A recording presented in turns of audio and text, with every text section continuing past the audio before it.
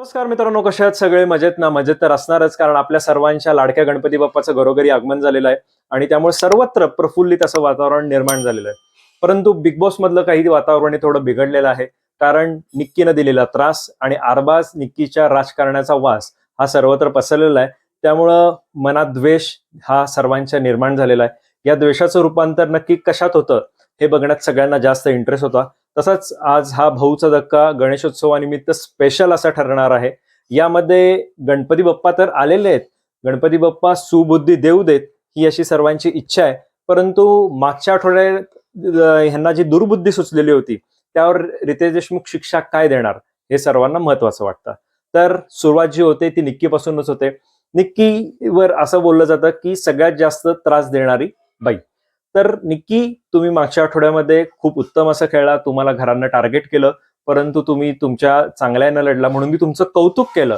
परंतु तुम्ही आता जे आहात त्या पूर्णपणे चुकीच्या वागत आहात, पूर्णपणे वेगळ्या वागत आहात आणि हे कुणालाही खपणार नाही. हा तुमचा पूर्णपणे उन्माद आहे आणि हा तुम्हाला गर्व आहे की फक्त निक्कीलाच मला हा गेम कळतो, बाकी कुणालाही गेम कळत नाही. तुम्ही खूप लाऊड आहात, तुम्ही खूप इरिटेटिंग आहात आणि तुम्ही त्याच त्या गोष्टी तुम्ही रिपिटेटिव्ह करता. तर हा जो त्रास आहे हा फक्त घरातल्या लोकांना त्रास न दिलेला पूर्णपणे तुम्ही 11 कोटी जनतेला महाराष्ट्राच्या दिलेला आहे, असं रितेश देशमुख यांचं म्हणणं आहे. आणि इश्यूज जे असतात ते इश्यू काहीच नसतात, तर इश्यू तुम्ही क्रिएट करता आणि त्या इश्यूवर असं दाखवता की मी कशी जी आहे गलित गात्र झालेली आहे आणि त्यामुळे मी हा स्टँड घेते, हे असं तुम्ही दाखवता. मग ते तुम्ही आता मागच्या आठवड्यामध्ये टास्क तुम्हाला लक्षात आले असतीलच. परंतु निक्कीचं जे आहे ते चेहऱ्यावरनं कळतं की माझा तो उन्माद, मी ते गर्व वगैरे. त्यामुळे तिला वेगळ्या सीटवर बसण्यात सांगण्यात येतं आणि मग चर्चा चालू होतात की निक्की, अरबाज हे तुमचा प्लॅन होता का? मग प्रत्येकाची मतं ही घेतली जातात. बाकीच्या विषयावर बोलतातच, परंतु मेन विषय जो असतो तो म्हणजे की कुकुडुकू असतो. तुम्ही झोपलेले असतात, तुम्ही मुद्दामून वर्षा उसगावकर यांना टार्गेट करण्यासाठी झोपता.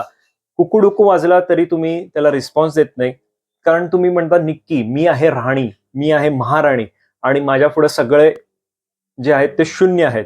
रितेश देशमुख तेच सांगतात की तुम्ही प्रेक्षकांना तरी घाबरा, बाकीच्या तुम्ही घरातल्यांना घाबरत नसला तर हे जे प्रेक्षक आहेत ते तुम्हाला डोक्यावर घेतात, तेच ते तुम्हाला पायाखाली तुडवतात. तर असे हे प्रेक्षक असतात, त्यामुळे तुम्ही कसं वागायचं हे तुम्ही ठरवा निक्की. परंतु निक्की, हे तुमचं काही हेच नाही, कारण तुम्हाला कसं आहे की बिग बॉस जे काही टास्क देतील मी त्याची तबाही करणार, हे तुमचंच वाक्य आहे आणि हे तबाही करायलाच तुम्ही निघता आणि टास्कची पूर्णपणे वाट लावता. तर हे असं तुम्ही जे सर्व काही जे कृत्य केलेलं आहे, त्या कृत्याची शिक्षा, त्यानंतर कुणाचे बाप काढले, तर हे बाप सुद्धा काढणं गैर आहे. बाप काढायला तुम्ही कोण लागून गेलेला नाही आहात. त्यामुळं तुम्हाला या आठवड्याभरात नाही तर पूर्ण सीझनभर कॅप्टन होता येणार नाही, मी अशी तुम्हाला शिक्षा जाहीर करतो. तर तिचं ते नाटकी रडणं चालू होतं की म्हणजे असं कसं काय, हे काय, ते काय. तर रितेश देशमुख तेच म्हणतात, जरासं थोडं आणखीन जरा ऍक्टिंग कर, जरा आणखीन थोडी रिएक्शन दे. आणि महत्वाची गोष्ट सांगितली जाते की जर निक्कीला जे आहे या कॅप्टन येत्या काळामध्ये ज्या आठवड्याभरात तिला आणखीन एक शिक्षा दिली आहे, ती म्हणजे भांडी घासायची. कारण ती म्हणते मी भांडी घासणार नाही. तर येत्या आठवडाभर निक्कीच या भांडी घासतील आणि यामध्ये जर निक्कीला जर कोणी मदत केली किंवा जर कोण काही आणखीन काही गोष्टी केल्यात, तिच्या बदलीचं काम केलं, तर त्या व्यक्तीला मी सांगेन की बिग बॉसला की डायरेक्ट नॉमिनेट करा. त्यामुळं जे काय असेल ते भांडी घासायचा टास्क आहे, तो निक्कीला तिचं ती पूर्ण करायचा आहे. ब्रेक होतो तर कॅप्टन रूम मध्ये राहिलेल्याबद्दल, झोपलेल्याबद्दल निक्कीला या शिव्या बसलेल्या असतात. कारण मागच्या तुम्ही 2-3 एपिसोड मध्ये बघितलं असेल की कॅप्टन्सीचं न ऐकणे, कॅप्टन रूमचा जो काही आहे तो नियमभंग करणे, वर्षा उसगावकर यांच्या कॅप्टन्सीच्या बेडवर जाऊन झोपणे, तर हे बिग बॉसच्या दृष्टीनं मान्य नाहीये. तर या निक्की सर्व गोष्टी करतात. त्यावर वर्षा उसगावकर लगेच म्हणतात की पावित्र्य जर कुठल्या गोष्टीचं राखलं नाही तर अशा या शिक्षा मिळतात. जान्हवी पण तिच्या तोंडाचा पट्टा चालू करते. तर असं होतं. लगेच ब्रेक संपतो आणि चालू होतं की क्वीन आणि क्वीनचं कव्हर कोण. तर आता क्वीन तुम्हाला माहितच आहे की रितेश देशमुख यांनी क्वीन हे निक्कीला नाव दिलेलं आहे आणि क्वीन कव्हर म्हणजे अर्थात अरबाज. तर यामध्ये असतं की अरबाज हे तुमचं जे काही मागच्या आठवड्यामध्ये होतं ते वागणं खरं की खोटं, एवढंच मला उत्तर पाहिजे.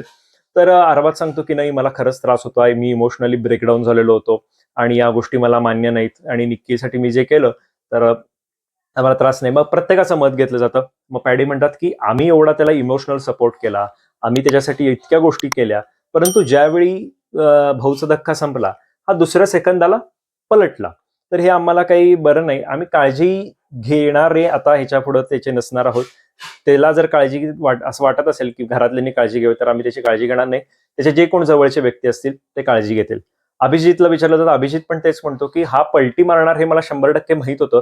परंतु इतक्या लवकर पलटी मारेल असं मला वाटलं नव्हतं. कारण जर तुमचं जर ब्रेकडाऊन झालेलं आहे, तुम्हाला जर असं ब्रेकअप झालेलं आहे, तर तुम्ही लगेच दुसऱ्या क्षणाला असं गुंतू शकत नाही किंवा काही नाही. तर असं वाटतं की हा थोडा प्लॅनच होता. वैभवनं सुद्धा इतकी मदत केली, परंतु यामध्ये काहीच हे नाही. यावर आर्याला पण विचारलं जातं. आर्या तर म्हणते की हा पूर्णपणे प्लॅन होता यांचा. यांची स्ट्रॅटेजी होती की आपल्यामध्ये गुंतवून ठेवावं, फुटेज जास्तीत जास्त मिळवावं. तर हा मला प्लॅनच वाटतो. बाकी यामध्ये दुसरं असं काही वाटत नाही. वैभवला विचारलं तर वैभव याबद्दल तुमचं म्हणणं काय? तर वैभव सांगतो की नाही भाऊ, असं होतं की आमचा थोडा जरा आम्ही विषय क्लिअर केलेला होता आणि असं केला होता. तो तर काय कम्प्लीट अरबाज 2 आहे, त्यामुळे अरबाजच्या बद्दल तो बोलतो. यानंतर येतात जान्हवीताईकडे. जान्हवीताई तेच म्हणतात की आम्ही त्याला कितीदा सांगत होतो की तुला जे आहे ते डोअरमॅट म्हणलेलं आहे, त्यामुळे तू तुझी इमेज राख वगैरे. परंतु हा काय म्हणतो की मला पाय पुसण्याचा डाग पडलेला आहे आणि हा डाग जो असेल तो मी तिच्याकडूनच पुसून घेणार आहे. तर हे सर्व चर्चा घडल्यावर ब्रेक होतो. ब्रेकमध्ये चर्चा परत चालू होतात की निक्की अरबाज यांच्याबद्दल. अरबाज म्हणतो की तुम्ही बघा असं का वागताय, करताय. मग सगळेजण अरबाजवरच चढतात. अरबाजला म्हणतात की नाही, हे तू पूर्णपणे चुकीचा वागलास आणि या बाबतीत हे आम्हाला पटलं नाही. तर ब्रेकच्या आधी आणखीन एक घटना घडलेली असती. ती म्हणजे की अरबाज, तुम्ही काही गोष्टी प्लॅन करून वर्षा उसगावकर यांना त्रास द्यायचं ठरवलं होतं. तुम्हाला 2 जणांमध्ये स्वयंपाक करता येतो हे सुद्धा माहीत आहे. परंतु तुम्ही एका हेल्परची डिमांड केली आणि हेल्पर जो आहे तो घनश्याम तयार होता. परंतु घनश्यामला तुम्ही हेल्पर म्हणून न घेता तुम्ही सांगितलं की बाकीच्या टीम मेंबर्स मधलं कोणतरी पाहिजे. परंतु निक्की अरबाज आहेत, त्यामुळे बाकीचे कोण टीम मेंबर्स यायला तयार झाले नाहीत आणि तुम्हाला हेच हवं होतं की जेणेकरून ही ड्युटी नाकारता येईल. तुम्ही इतर वेळी या सगळ्या 2 गोष्टी करता, परंतु आत्ताच तुम्हाला काय झालं होतं?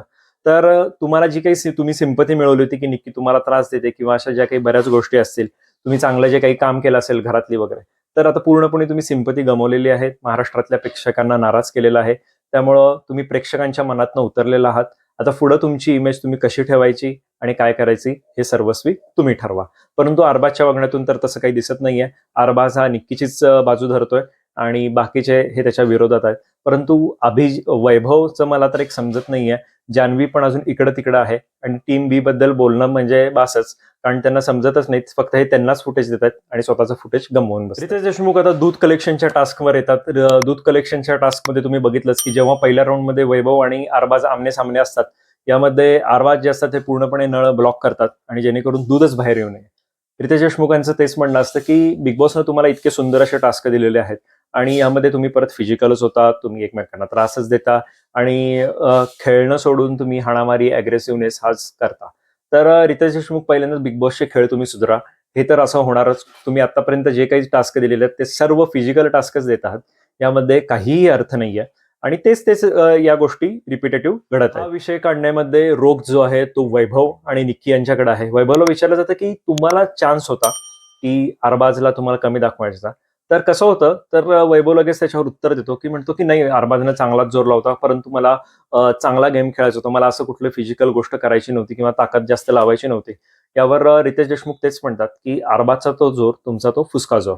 तर तुम्ही पूर्णपणे जसं अरबाजला वाटेल, कसं आहे अरबाजचं असं आहे की मी करेन तो खेळ आणि बाकीच्यांना जमत नाही ते, असं आहे. आणि तुम्ही पूर्णपणे अरबाजला यात साथ देत होता असं लक्षात येतं. परंतु अंकिता, पॅडी वगैरे जे आहेत हे बाकीचे उत्तमरित्या खेळले. परत विषय येतो तो निक्कीकडेच येतो. निक्कीला विचारलं जातं की निक्की, बिग बॉसचे काही नियम्स असतात, तर तुम्ही टास्कचा पूर्णपणे बोजवारा उडवता, तुम्ही पूर्णपणे वाट लावता की प्रेक्षकांचे एंटरटेनमेंट यातनं होतच नाही, तर तिरस्कार फक्त निर्माण व्हायला लागला बिग बॉस बद्दल, बिग बॉसच्या शो बद्दल आणि गेम बद्दल. तर निक्की सुद्धा तिचं काहीतरी ते उत्तर वगैरे द्यायला लागते. तर खरं निक्की पूर्णपणे चुकीचं वागले हे सगळं वन बाय वन सांगताच तुम्ही चौकोनाच्या बाहेर आला. त्याच्यावर रिॲक्शन म्हणून आर्यानं तुम्हाला त्रास दिला आणि तुम्ही काय ड्रेस फाडायला निघालात, तर नॅशनल टेलिव्हिजनवर आहात, तर तुम्ही कसं वागत आहात? तर हे पूर्णपणे चुकीचं आहे. जान्हवीचं सुद्धा कौतुक केलं जातं, परंतु जान्हवीला हे पण सुद्धा बोललं जातं की जान्हवी, मी मागच्या वेळी अंकिताच्या बाबतीत बोललो होतो, तर तुम्ही पण तेच केलं. अक्षरशः तुम्ही त्या घनश्यामच्यावर चढला, त्याला उचलून फेकला, तुम्ही पूर्णपणे त्याच्या अंगावर बसला. तर हे किती चुकीचं आहे. या तुम्हाला गोष्टी समजत नाहीत का? परंतु हे जे आहे हे पूर्णपणे मुळमुळीत बोलणं आहे आणि हे काही मला बरोबर वाटलं नाही. जरा थोडं कठोर शब्दात बोलायला पाहिजे होतं. हेच जर कुठल्याही एखाद्या मुलानं केलं असतं आणि आता कसं आहे, मुलींनी केलं तर काहीच वाटत नाहीये, म्हणजे नाही हे ओके आहे वगैरे. परंतु हेच जर अशी एखादी कृती जर मुलाकडनं घडली असती, तर पूर्णपणे महिला कार्ड खेळलं असतं. पूर्णपणे त्याचं म्हणजे त्या मुलाची चड्डी उतरवली असती, असं म्हटलं तरी काही वावगं ठरणार नाही. बघितलंच की कॅप्टन्सीचा जो वेळ होती, कॅप्टन्सीचा टास्क होता, त्यामध्ये घनश्यामनं जो असतो, तो घनश्यामनं डीपीला शब्द दिलेला असतो, की मी तुमचा विचार करीन. यावर विचारलं जातं डीपीला, की डीपी तुमचं काय म्हणणं आहे? तर हा सगळ्यात एकदम पलटूराम आहे आणि त्याने मला शब्द दिला, की आपण बघूया, मी जर 2-3 कॅन्डिडेट असतील किंवा हे असेल, मी 3 कॅन्डिडेट पर्यंत तुमचा विचार करेन, त्याच्या पुढे असेल तर मी करणार नाही. असा मला त्याने शब्द दिला आणि दुसऱ्या सेकंदाला तो पलटला. तर त्याने मला पहिल्यांदाच कॅप्टन्सीच्या ह्याच्यातनं बाहेर काढलं. तर हे काही मला बरोबर वाटलं नाही. तर त्यावर तेच म्हणतात, असेच राजकारणी असतात वगैरे असं रितेश देशमुख यांचं बोलणं होतं. घनश्यामवर त्याच्यावर काउंटर करायला लागतो, तर सगळे हसतच असतात. तर तो सांगतो, की आतापर्यंत डीपीने मला त्रास दिलेला आहे. त्यांनी मला प्रत्येक नॉमिनेशनमध्ये बाद केलेलं आहे आणि मला आता हे काही बरोबर वाटत नाही. त्यामुळं असं करायला पाहिजे, तसं करायला पाहिजे, असं त्याची ती नेहमीची रडारड चालू होती. मग आता पुढं येतात ते म्हणजे अंकिता ताईचं कौतुक केलं जातं. अंकिताला म्हटलं जातं, की निक्कीच्या विरोधात तू चांगला असा गेम खेळलीस आणि स्ट्रॅटेजी वापरलीस, अभिजित वगैरे हे सगळ्यांचाच. त्यामुळे तुम्ही जे काय असेल ते जिंकू शकला. हे अतिशय उत्तमरित्या तुम्ही पार पाडलेलं आहात. त्याबद्दल तुमचं कौतुक. वर्षा उसगावकर, तुम्ही सुद्धा मागच्या आठवड्याभरात चांगली कॅप्टन्सी राबवली. त्यामुळं छान वाटलं. त्यानंतर सूरज, आपला गुलीगत, हा नवीन कॅप्टन झालेला आहे, SQRK ZQ वाला. तर SQRK ZQचं सुद्धा कौतुक केलं जातं, की तुम्ही चांगला गेम खेळलात आणि चांगलं हे कार्य पार पाडलेलं आहे. तर आता तुम्हाला माहिती आहे, जवळपास 7 प्लेयर जे आहेत ते नॉमिनेट आहेत. आता सगळे माहीत आहेत. यामध्ये घनश्याम जो आहे, त्या घनश्यामला बाहेर काढलं जातं. घनश्यामला सांगितलं जातं, की नाही बाबा, तुम्हाला आता नारळ मिळालेला आहे, बाकीच्यांना मोदक मिळालेला आहे. तर घनश्याम आता नारळ घेऊन बाहेर पडलेले आहेत. तर बघू की घरामध्ये याचा काही फरक पडतो का? आणि घनश्याम जे आहेत ते बाहेर राजकीय वातावरण काही तापवत आहेत का? कारण आता येत्या निवडणुका आहेत आणि त्यानं तर असं सांगितलेलं आहे, की मी 35 वर्ष जुन्या आमदाराला पाडलेलं आहे. तर बघा, तुमच्या भागामध्ये जरा राजकीय वातावरण खूप तापलेलं आहे, ढवळाढवळी चालू आहे. तर यामध्ये आणि जवळपास 6-7 पक्ष झालेले आहेत आता. तर तुम्हाला कुठलं तिकीट मिळते का बघा. आणि बिग बॉस तर आता तुम्ही गाजवलंयच, तर त्याबरोबर राजकारण सुद्धा गाजवा, ही गणपती बाप्पा चरणी प्रार्थना. तर व्हिडिओ आवडली तर लाईक करा, शेअर करा आणि तुमचं जे काही मत असेल ते कमेंट बॉक्समध्ये जरूर मांडा. तोपर्यंत धन्यवाद.